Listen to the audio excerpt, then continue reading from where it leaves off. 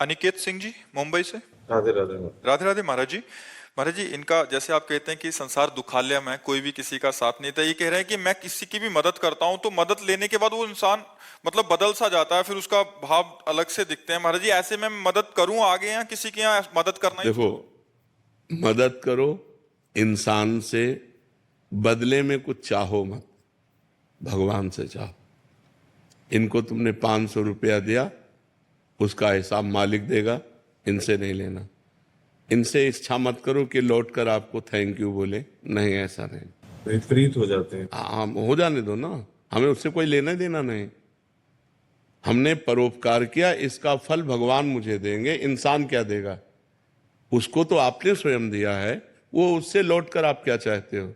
नहीं, यही हमारी कमजोरी है अध्यात्म में, यही हमारी कमी है कि हम दूसरों को जब सुख देते हैं, जैसे वस्त्र, भोजन, रुपया, पैसा, सहयोग जो भी देते हैं, उसके बाद में हम चाहते हैं कि वो हमसे नम्र रहे, वो हमसे कृतज्ञ रहे, वो हमें प्यार करे, वो हमारा सम्मान करे। लेकिन नहीं करेगा, क्योंकि वो माया के द्वारा प्रेरित है, वो नहीं करेगा।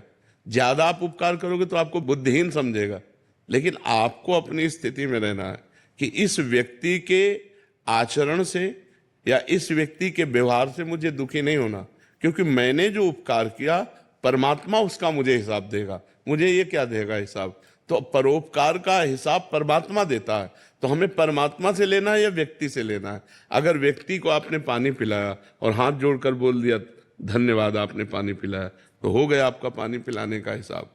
और अगर वो चला गया तो पानी पिलाने का हिसाब ठाकुर जी देंगे, जब भगवान देंगे तो बहुत ज्यादा देंगे।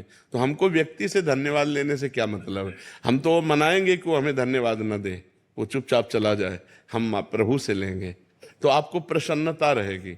जब आप किसी का परोपकार करें और वो आपको प्रतिकूलता दे, आपका अपमान करे, तो आपका परोपकार सरकारी बैंक में जमा हो गया।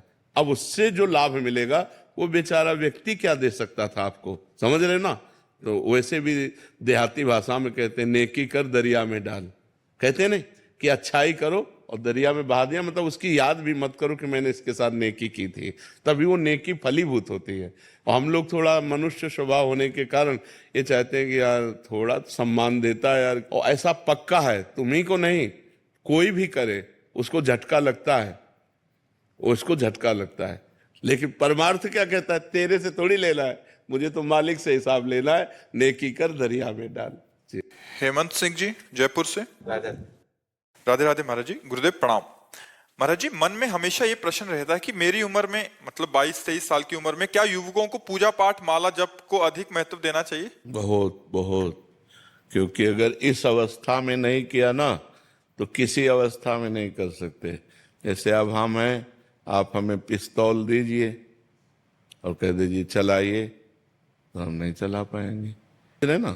तो एक साधारण यंत्र है, वो अभ्यास ना करे तो नहीं चल सकता। अब हमें पता ही नहीं कि कहाँ से चलता है, कैसे चलता है, क्या है। तो आपने जीवन में कभी पूजा नहीं किया, कभी भजन नहीं किया, कभी भगवान से चित्त नहीं जोड़ा, तो आप बुढ़ापे पे थोड़ी जुड़ सकते हैं, क्योंकि अभ्यास नहीं किया ना। तो गंदी बातों का अभ्यास इस अवस्था में ज्यादा होता है। तो हमें चाहिए कि अपनी गंदी बातों को रोककर अच्छी बातों का अभ्यास करें, सद्गुण लाएं। भगवान की पूजा भजन में जब हम चित्त जोड़ेंगे तो हमारे अंदर अच्छाइयाँ आएंगी और बुराइयों का नाश होगा।